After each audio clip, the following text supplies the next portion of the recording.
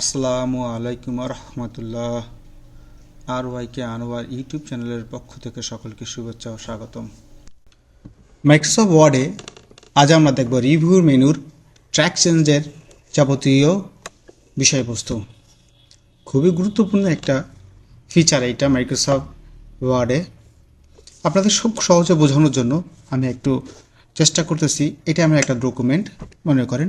এই ডকুমেন্টটা আমি অনেক কষ্ট করে টাইপ করেছি। এখন মনে করলাম এই ডকুমেন্টটা আমি কারোর কাছে দিলাম একটু বানান টানান ঠিক করার জন্য, যে ভাই একটু বানান দেখে দিয়েন, অথবা কোথাও যদি কোনো লাইন অ্যাড করার দরকার পড়ে কোনো একজন উপর মহলের কাছে পাঠালাম। গুরুত্বপূর্ণ ফাইল আমার, আমিও নিজে অনেক কষ্ট করে টাইপ করেছি। এখন আমি তাকে দেওয়ার সময় শুধুমাত্র রিভিউ থেকে ট্র্যাক চেঞ্জটা ক্লিক করে দিলাম। দেওয়ার পরে আমি এই যে শো মার্কআপ আছে, এখানে সবগুলো টিক মারা আছে, আমি তাকে দেওয়ার সময় এই টিকগুলো উঠাই দিলাম।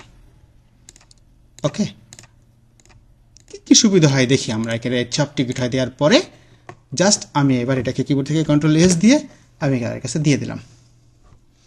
আমি যখন তাকে দেব, তাকে অবশ্যই কি বাস আমি তাকে ফাইলটা ইমেল করে দিলাম অথবা পেন ড্রাইভে দিয়ে দিলাম।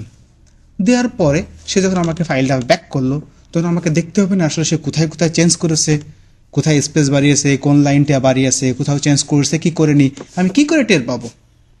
ওকে, সে যখন আমাকে ডকুমেন্টটা আবার নতুন করে দিয়েছে, আমি আবার পুনরায় ওপেন করলাম।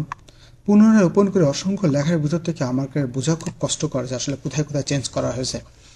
অর্থাৎ ট্র্যাক চেঞ্জ হচ্ছে এক কথায় আপনার কোনো চলমান ডকুমেন্টের কোথায় কোথায় আপনি কী কী পরিবর্তন করতেছে তা ট্র্যাক করে রাখা। সেটা আপনি দেখতে পারবেন শুধুমাত্র ট্র্যাক চেঞ্জের এই সব মার্কআপের এই টিকগুলো যদি মারা থাকে, সে কমেন্ট, লিঙ্ক, লেখা যা যা পরিবর্তন করেছে, ফরম্যাটিং সব সে আপনাকে হাইলাইট করে দেখাবে। আপনি দেখেন এখানে আমার এটা লাল করে দেখাচ্ছে, এখানে দেখাচ্ছে এই লাল অংশটুক, অর্থাৎ এইটুকু আমি লিখেছি নতুন করে। আর এই যে মাঝখানে দাগ কেটে দিয়েছে অর্থাৎ যশোরকে আমি মুছে দিয়েছি, তাই দেখাচ্ছে এখানে। এই দেখেন এখানে দেখাচ্ছে। ওকে, এবং নিচের দিকে এসে দেখি আর কী কী পরিবর্তন করেছে সে, যা পরিবর্তন করেছে দেখেন। এখানে আমি কিছু পরিবর্তন করেছি, এখানে কি পরিবর্তন করেছি সে আন্ডারলাইন দিয়েছিল। ওকে, আরও নিচের দিকে আসেন, এখানে আমি ইন্টার দিয়েছি, তার প্রমাণ দেখাচ্ছে। এবং নিচের দিকে এসে দেখি আরও কোনো পরিবর্তন করেছে কিনা। এই দেখেন এখানেও সে আন্ডারলাইন দিয়েছে, এইভাবে এখানেও সে আন্ডারলাইন দিয়েছে। এইভাবে সে যত পরিবর্তন করছে আপনার ডকুমেন্টটাই, তা আপনি আলাদাভাবে সাইডে দেখতে পারতেছেন। হ্যাঁ, ভালো কথা, কোনো জিনিসটাকে আপনি যদি রাখতে চান যে শেখ হালদার রোড দিয়ে যশোর লিখেছে, এটা আমার দরকার আছে। এবং এখানে একটু দেখেন, এখানে সে একটু কিছু লেজারের আন্ডারলাইন, এখানে অর্থাৎ লেজার বানান র কেটে সে ল করেছে, ঠিক আছে, এখানে হয় লিখেছে। হ্যাঁ, এইভাবে আপনি আপনার ডকুমেন্টে যত পরিবর্তন করেছেন একটা তৈরি করা ডকুমেন্টে, তার সব কিছুই আপনি দেখতে পারবেন রিভিউ মেনুর ট্র্যাক চেঞ্জের মাধ্যমে। হ্যাঁ, যদি আপনি মনে করেন পরিবর্তনগুলো রাখার দরকার, যেমন ধরুন এই ট্র্যাক চেঞ্জে পরিবর্তন করেছে আমি রাখতে চাচ্ছি, তাহলে অ্যাকসেপ্ট দেন, এখানে ক্লিক করে অ্যাকসেপ্ট, এটা অ্যাকসেপ্ট হয়ে গেল।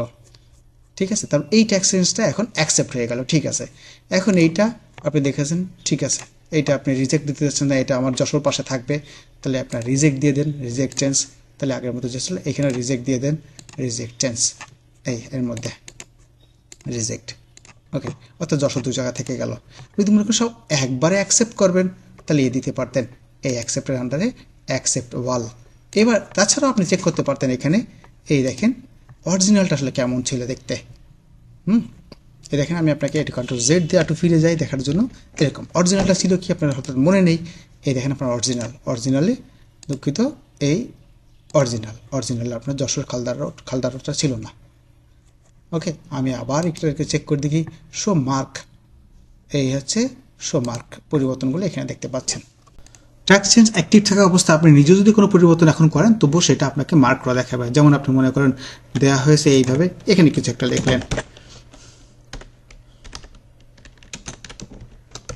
এই কোনো কিছু একটা লিখলেন, নতুন করে অ্যাড হলো, এইটা আছে নতুন করে অ্যাড হলে নিচে আন্ডারলাইন পাবেন। কোনো কিছু মুছে দিতে যাচ্ছেন, মনে করলেন আপনি কম্পিউটার অর্থ লাইনটা মুছে দিতে যাচ্ছেন, এটা মুছে দিতে যাচ্ছেন, এই মুছে গেলে সে নিচে একটা মাঝখানতে দাগ দিয়ে দেখাবে যে আপনি লাইনগুলো মুছতে যাচ্ছেন। ওকে, আবার ঠিক একইভাবে আপনি কারণ এইটাকে এই লাইনটিকে আপনি আন্ডারলাইন করতে চাচ্ছেন, ইটালিক করতে চাচ্ছেন, ইটালিক করলে অর্থাৎ এটার ফরম্যাটিং পরিবর্তন, তাহলে দেখেন ফরম্যাট কী কী পরিবর্তন করেছেন তাই দেখাচ্ছে। ট্র্যাক চেঞ্জের কাজ হচ্ছে চলমান ডকুমেন্টের ভিতরে যা যা পরিবর্তন করেছেন তা সে ট্র্যাক করে রাখে।